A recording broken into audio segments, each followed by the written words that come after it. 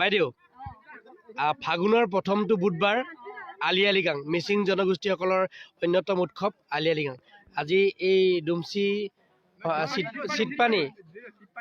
চিটপানীত মেৰিটোত উপস্থিত হৈ কেনেকুৱা লাগিছে আপোনাৰ অনুভৱটো জনাব। মই ইয়াৰে হয় হয় ইয়াত আহি পেলাই খুব ভাল লাগিছে। বিয়া হৈ আহি ইমান ধুনীয়াকে ৰেষ্টুৰেণ্ট মোক মাতি পেলাই ইমান ৱেলকাম কৰিছে, খুব ভাল লাগিছে। আৰু এনেকে সদায় আৰু ইয়াতকৈ নেক্সট বেটাৰ আমি ভাল কৰিব পাৰো, এইটো কাটিবা হা, আমি ইয়াতকৈ বেটাৰ আৰু নেক্সট টাইম কৰিব পাৰো সেইটোৱে আশা কৰিছো। আৰু ইয়াত আহি খুব ভাল লাগিলে, ইমান ধুনীয়াকে নাচিলো, আমি খালো, তাৰপিছত ইমান ধুনীয়াকে তাহাঁতি মোক ৱেলকাম কৰিছে, খুব ভাল লাগিছে। আৰু চবকে থেংক ইউ ছ' মাচ ইমান ধুনীয়াকে মোক ৱেলকাম কৰাৰ কাৰণে।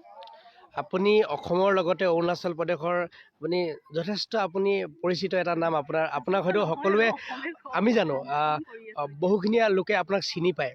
তো এই সন্দৰ্ভত আপুনি এইখন আপোনাৰ নিজৰে গাঁও, এই গাঁওখনৰ উঠি অহা যুৱ প্ৰজন্মক লৈ বা নৱপ্ৰজন্মলৈ আপুনি কিবা পৰিকল্পনা কৰিছে নেকি?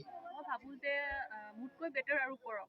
যেনেকে মই সৰুৰ পৰা ওলাই আহিলো যে মই এক্টিং ক'তো শিকা নাই, মই আইনাত চাই পেলাই কৰোঁ, তেনেকে তাহাঁতকো মই কওঁ যে গান শুনিলে নাচিবা, এক্টিং কৰি চাবা, নিজকে নিজে সোধা যে মই সেইটো কৰিব পাৰিম নাই। অভিয়াছলি পাৰিব, যদি কৰিম বুলি কয় মানুহে চব পাৰিব, সেইটোৱে ঠিক আছে, চবকে বেটাৰ কৰা বুলিয়ে ভাবো।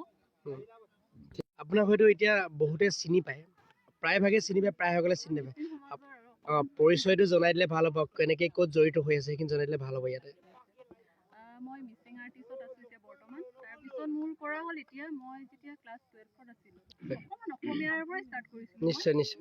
তাৰপিছত ক্লাছ 12ৰ পৰা এতিয়া গ্ৰেজুৱেশ্যন কৰিলো, তাৰপিছত বিয়া হৈছো। মোৰ হৈ গ'ল 3-4 বছৰমান হৈ গ'ল মই ইয়াতে কাম কৰি আছো আৰু খুব ভাল লাগিছে, চবে মৰম কৰিছে। আৰু বিয়া হৈও মই কাম কৰি আছো মানে এই আৰ্টিষ্ট লাইনত। আৰু মই যেতিয়ালৈকে পাৰোঁ তেতিয়ালৈকে মই আৰ্টিষ্ট লাইনত কাম কৰি থাকিম সেইটোৱে ভাবি আছোঁ। কওক আপোনাৰ নামটো কৈ দিব।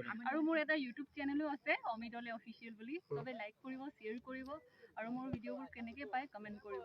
আৰু মই চেষ্টা কৰিম যে যিকোনো নাজানে তেনেহ'লে মই যিখিনি পাৰোঁ সেইটোও মই আপোনালোকে কমেণ্ট বক্সত মোক জনাই দিব, মই সেইটো শিকাবলৈ ৰেডি আছোঁ। ঠিক আছে। লকডাউনৰ বিভীষিকা, লকডাউন হৈ আছে, কৰোণা মহামাৰী, তাৰ মাজতো আপোনালোকৰ এটা উৎসৱ আলি আই লৃগাং পালন কৰিছে ফাগুনৰ প্ৰথমটো বুধবাৰ।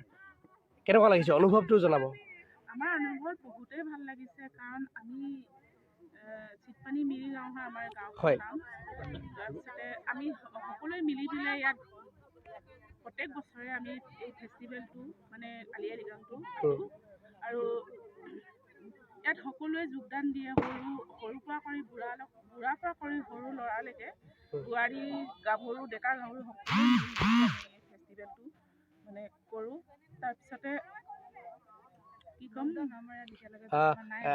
আজি যে ৰাতিপুৱাৰ পৰা এতিয়ালৈকে অনুষ্ঠিত কৰিলে, কি খাদ্য ব্যৱস্থাপনাত কেনেদৰে কি আপোনালোকে? খাদ্য হ'ল মেইনটো পৰ আপং, হয়। তাৰপিছতে হ'ল পুৰাঙা পিন, তাৰপিছতে এইকেইদিন গাহৰি মাংস, সেইটো ব্ৰইলাৰ মাছ সকলো দিয়া হয়। মেইনটো গাহৰি আৰু পৰ আপং, মাটিমাহ চব্জি সেইবিলাক দিয়া হয়। আজি সকলোৱে খাই বৈ ফূৰ্তি কৰিছে।